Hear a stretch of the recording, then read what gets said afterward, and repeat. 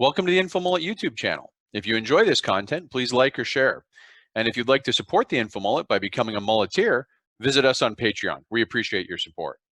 A lot of people ask, how long are we going to stay in lockdown? Are we going to stay in lockdown forever? And I don't think there's been, at least maybe I missed it, there hasn't been a really good communication of why we're doing the method we are.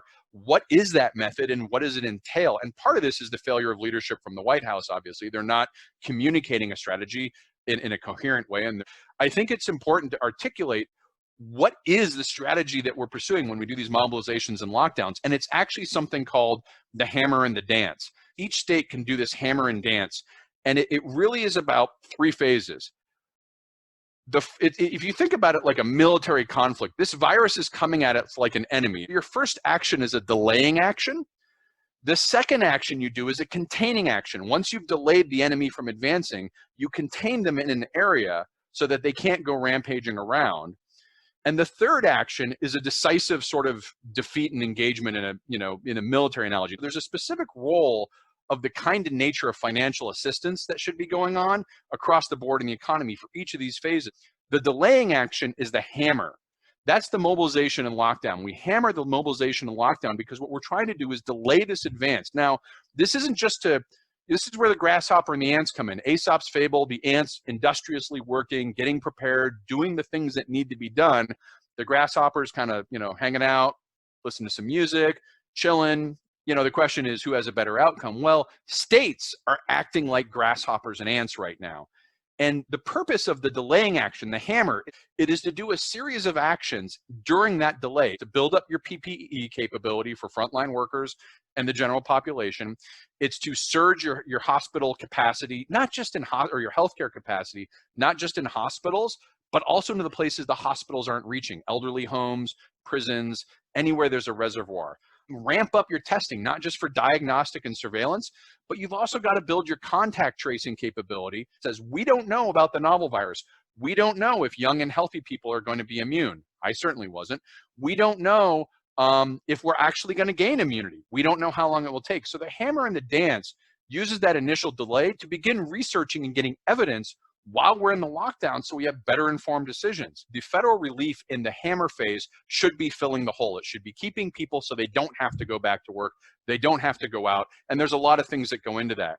The second phase, which I think has really been missed in the discussion about the economy, is the dance phase. This is the containment part. This is where if you've done the work of the ant and you've earned your way to your PPE is good, your testing's good, your contact tracing and surveillance is good, you've got healthcare capacity surge. If you've done your work from that, the purpose is to shift into the dance and allows things to reopen. This is the part of the discussion I think is missing. The dance is where you cautiously reopen parts, but in the dance phase, you quickly identify people who are infected, you isolate them and you swarm them with resources. This dance part, you understand more about the virus, you have your effects in place, so you're containing it, and now you can begin making evidence-based decisions to cautiously reopen things, and you have the means to say, if this is not working, we go back in the hammer, right? We go back in the closure, but you have a much more nuanced approach for this.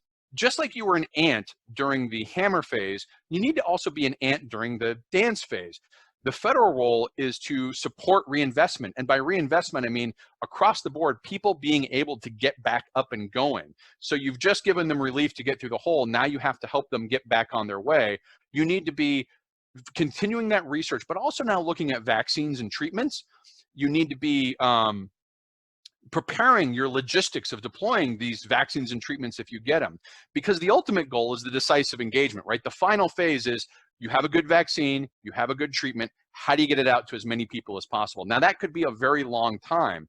So I think this question, there's an artificial question of like, induced herd immunity promises an easy grasshopper lifestyle. Just do what you're always doing, don't worry about it. The pandemic will, if induced herd immunity worked as well as people think it did, the history of indigenous people in North and South America would be a lot different than it was. The history of the entire human race would be a lot different because generally we don't do well with novel diseases and viruses, and it's not easy to get induced.